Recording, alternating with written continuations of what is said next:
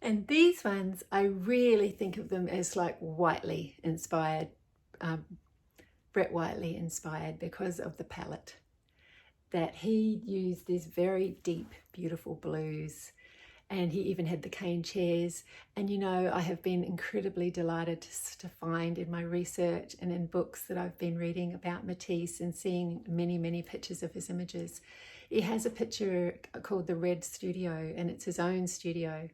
And the way it's painted is all deep red with drawings, outlines of the furniture. And in there is a cane chair. And the red studio room looks incredibly similar to a Whiteley painting I'd seen of a almost identical setting, but it was blue, this blue, and it also had the cane chair. And I just thought that was so lovely that two of these beautiful, well accomplished, incredible artists that I really admire, I could see that Whiteley had been inspired by Matisse also. And so here I am now being inspired by both of them and bringing my version out into my canvas or my boards. So that there's something in that that made me feel just really heartened, because I've not done art school, formal training. You might say self-taught, and I've learned from others, like learned by one-on-one classes and training with an artist friend in Noosa to begin with, and various courses along the way. So I just keep learning. I'm a lifelong learner. I'm learning and painting and selling all in the same journey. Each doesn't end. I will always be learning and always taking new courses, because I love bringing new elements to what I already have got.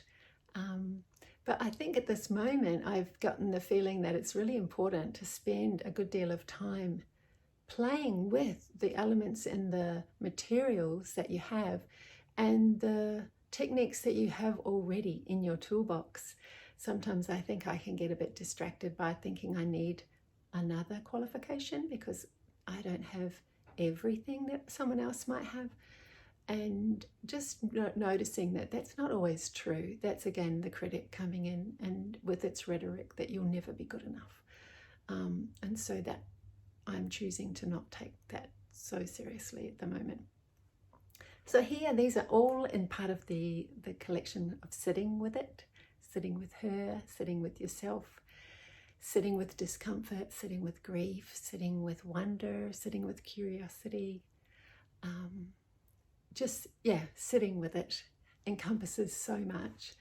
The bottom one here with the two chairs is another version of that earlier piece where there was a big colourful abstract background. I loved it so much I wanted to do the same design but paint it differently. And I just read with my breakfast this morning in a big, huge, thick book I've got about Matisse from the library that he often did that. He actually painted pairs of paintings, or one version of a painting and sometime later the exact same painting, same size, but painted it differently. So again, I just couldn't help but see all these similarities of how his art life was inspired and how he's now inspiring me over 100 years later. And that's bringing me much joy, much return to joy that is coming into my work and into my being. And I'm so happy to be able to share that with you. The Bentwood Chair, we had a sort of chair like this when I was very young, and I've currently got it on loan from my sister. She was the bold one to bring it all the way back from New Zealand after both of our parents had passed, when everything is getting moved on to different homes. And my sister Trish brought home the chair that is sort of like a Bentwood in the way that it's got a round seat. It's much taller, but I used to sit on that one as a high chair when I was young. And so the Bentwood Chair has made its way into my psyche. I'm noticing them everywhere. And in those little chairs that I mentioned that IKEA have, one of them is like a bentwood. And so it brings me much joy to see the shape of them wherever I'm going and see them in the magazines.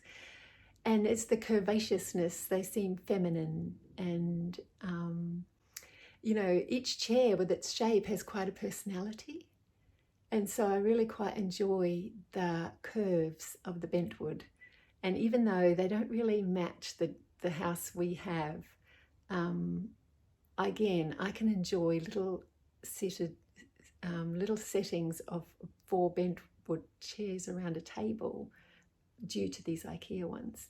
I'll share a photo maybe of some of my chair pictures at the end of this video to show you what I mean. So yeah, I really enjoy the shape of those. And then that lady sitting in the white chair, again, that painting was sitting with an empty chair for quite a while. And after doing the lady in the pink chair, I just decided, well, this one wanted someone to sit in it as well. And so, and then that front vase, I'm a bit worried that they might fall down, so I'll take 2 off.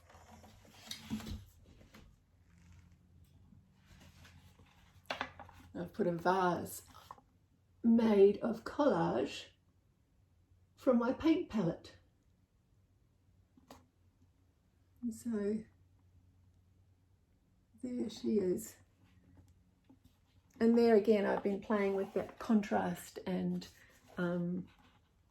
having her wear something paler and not having the brights all the time, you know. So that it sort of softened that mood with the very deep indigo blue behind. Yeah, so there's quite a peacefulness to the palette of this one. And even though there's a drama as well, that deep blue has a dramatic effect. So yeah, there she is sitting with her big plant friend.